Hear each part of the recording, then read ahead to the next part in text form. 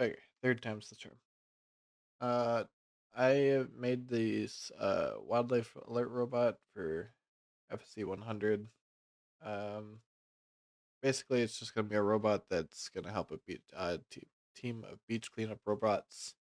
Um, by basically just driving around autonomously, and it's going to decide based on what it sees with the ultrasonic distance sensor, if it's gonna stop or turn around or what have you.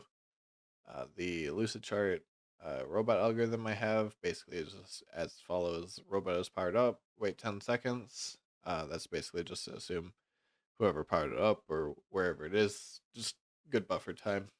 If nothing's in front, then it's going to drive forward and apply random torque. If and then it's going to do that, or it's going to see something in front of it and it's going to wait 10 more seconds, and it's going to do that 3 times. If there's still something in front of it, it's going to beep angrily and reverse 10 feet, applying torque in a random direction. I said 10 feet. I'm not sure. If I actually had a robot or something, maybe I'd do a specific number, but that's just one I threw out. And then it's going to do that loop until it sees something of interest, and it's going to stop motors, trigger alarm, or an LED for 15 seconds. Um, so this is what the circuitry looks like. We have a piezo buzzer for the alarm. We have an LED just for the light, two DC motors, an ultrasonic sensor, and a battery just to help out. I'm not sure if that battery is actually useful, but um, I just added it anyway. So this is what the code looks like. We have a bunch of defines here, up here, and we have the setup, which just sets up all the pin modes.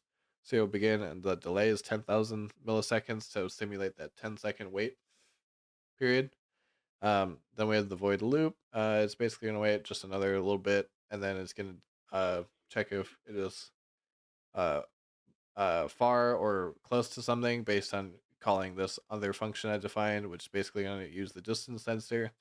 It's going to calculate it whether it's 100 above 100 or below 100, and it's going to return true if it's over 100 or far, and then it's going to return false if it's close to something. And then I have for the serial monitor, it's going to basically print if it's far or close, and I'll show you a little bit when we do a simulation. Otherwise, we have all these other functions I define, which are basically just going to help driving it, turning, stopping the motors, picking a random direction to turn, and a random reverse direction. These are all basically just going to set the pin mode in some way to do a specific outcome. Then I defined a Boolean is creature function.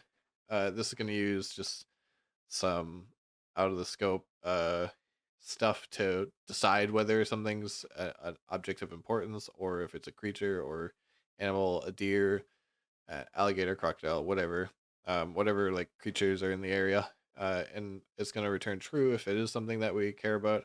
Otherwise, if it's just a person or a fence or something, it's going to return false. And we have a function alarm that's basically just going to keep all the beeps and the light and all the delays perfectly designed like that. Then it's gonna run through the loop, which is gonna basically just check if it's far. If it's far, it's gonna drive in a random direction and forwards. Otherwise, it's gonna go through this loop to check if it's a creature. If it's not, then it's gonna stop, wait 10 seconds, just and then if it doesn't move, it's like a human or something.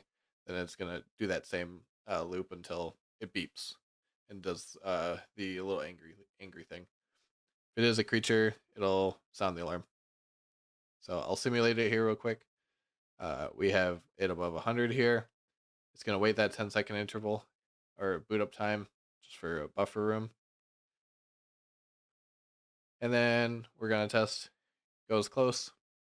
It's going to stop. And I have it currently set to of import is false. That just means that this is not a creature. This is just a random person. So it's going to go through this loop.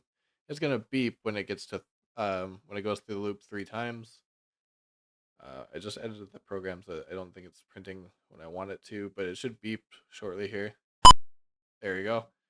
And then if we stop the simulation and we train this to true, this is just going to hard code it so that we assume when something's closer than 100, then it's going to be something that's like a creature or something, and it's going to sound the alarm.